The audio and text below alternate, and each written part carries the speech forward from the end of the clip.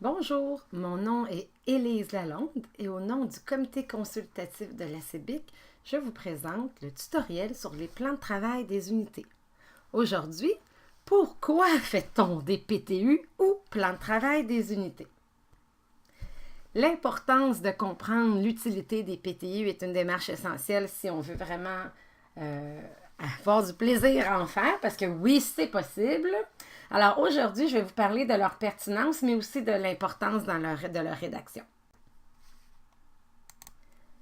Le programme du pays est un programme de l'IB qui est un programme donc, avec une vision pédagogique très particulière.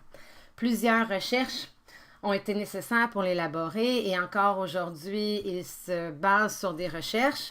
Son renouvellement est assez fréquent puisque à chaque 6 ou 7 ans, on regarde les recherches actuelles pour modifier légèrement ou des fois un peu plus globalement les principes pédagogiques qui sont à la base de ce programme. Donc, c'est un programme qui évolue et qui est renouvelé fréquemment, ce qui est intéressant au niveau de la pédagogie.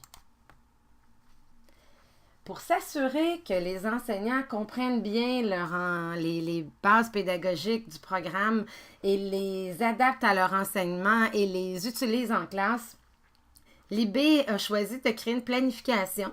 Donc, une planification, un outil de planification pédagogique, donc qui s'appelle le plan de travail des unités, qui est un plan en plusieurs sections, donc sous forme de cases. Et ce plan assure aux enseignants de vraiment maîtriser et intégrer dans leur pratique quotidienne les principes de base du PEI. Donc, dans le fond, ça se fait en 3 temps. On planifie des cours, on les enseigne, mais suite à notre enseignement, il devrait toujours avoir une réflexion pour permettre à l'enseignant de vérifier comment s'est passée sa planification, qu'est-ce qui s'est bien passé, qu'est-ce qui s'est moins bien passé, qu'est-ce qui pourrait changer, et de revoir sa planification. Évidemment, c'est un processus idéal. Le plan de travail des unités devrait être fréquemment renouvelé lorsqu'on refait des enseignements, mais en fait, l'idéal, c'est que ça soit aussi que ça se passe beaucoup dans le quotidien de l'enseignant et qu'il ait toujours en tête ce qui se passe dans le plan d'unité de travail. La vision pédagogique l'IB, on peut la définir en 5 grands axes. Alors, si on regarde autour du centre qui est la pédagogie de l'IB, on a évidemment une chose très importante pour l'IB, soit d'éduquer la personne dans son ensemble. Donc, une personne au complet, pas seulement sa tête, si vous voulez. D'offrir des enseignements contextualisés, offrant un sens aux connaissances qu'on veut enseigner. Une méthode pédagogique qui est inductive, donc qui se passe par la recherche. Une compréhension qui se fait par généralisation, ainsi qu'une évaluation de ce que les élèves savent faire.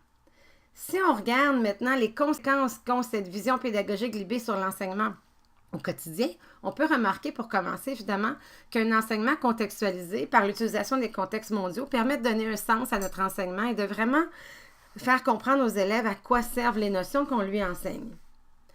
Ensuite, si on regarde, évidemment, les contextes vont aussi être utilisés dans les évaluations pour que les évaluations ne soient pas seulement des examens, mais des tâches qui permettent de donner un sens aux connaissances apprises en classe.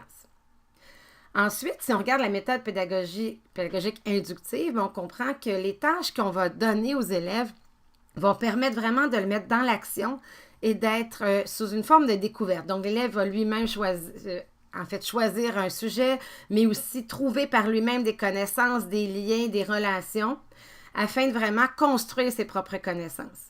Si on comprend ça, on comprend comment les critères sont faits, parce que les critères sont vraiment basés sur des tâches inductives de découverte.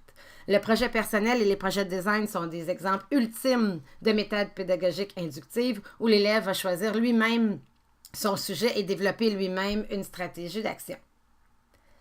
La compréhension se fait par généralisation, donc en ayant en tête toujours des concepts globaux qui vont nous permettre de faire des liens entre les matières. L'élève va comprendre et va retenir beaucoup plus des grandes idées que seulement des connaissances précises à chaque tâche. D'où l'importance de faire des tâches interdisciplinaires à chaque année et de faire vivre aux élèves un projet personnel qui englobe évidemment plein de connaissances.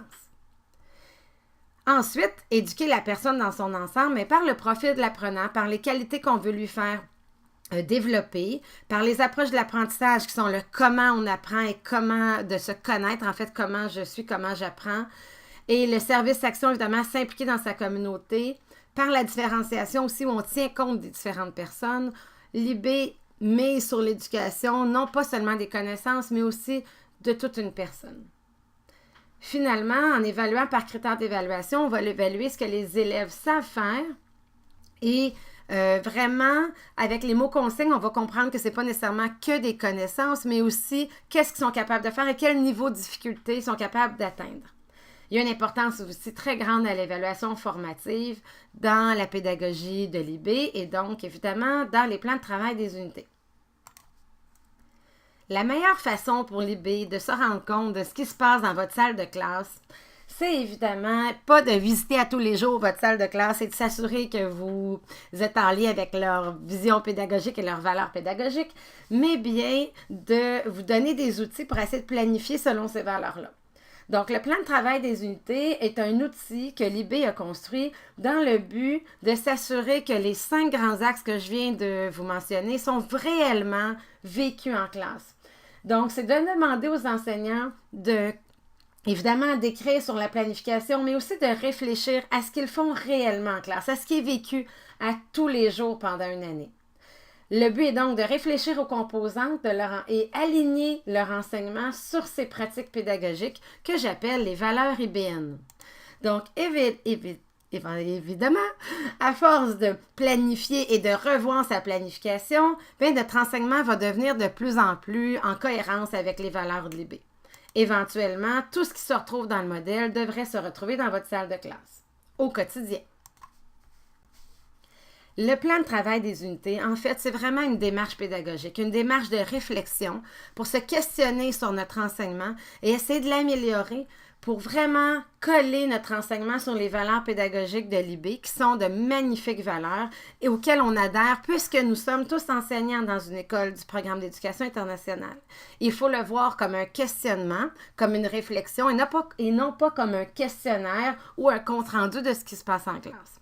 Si vous le voyez de cette façon-là, vous allez voir que les plans de travail des unités vont vous amener à vous dépasser et amener votre enseignement un peu plus loin. D'après moi, je pense que le but ultime de tout bon éducateur, c'est de s'améliorer en tant qu'enseignant et de faire une plus grande différence dans la vie de nos élèves. Et on pense évidemment, en tant que membre du PEI, que les plans de travail des unités vont nous aider à atteindre ce but. J'espère que vous avez apprécié. On se revoit bientôt pour d'autres tutoriels. À plus. Bye bye.